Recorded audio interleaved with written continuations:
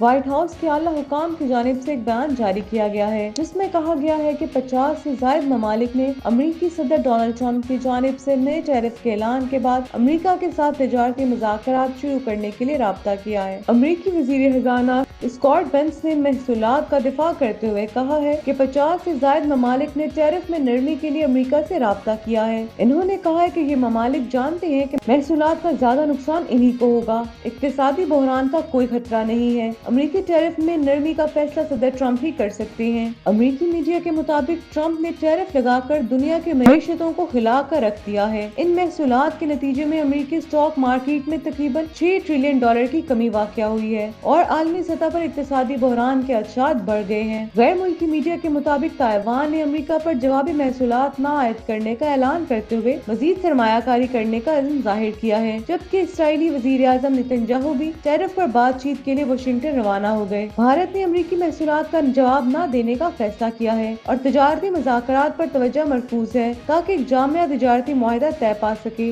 Media reports کے مطابق چین اور دیگر کی جانب سے امریکہ پر جوابی ٹیرف کی وجہ سے معاشی بحران اور تجارتی جنگ کا خدشہ پیدا ہو گیا ہے۔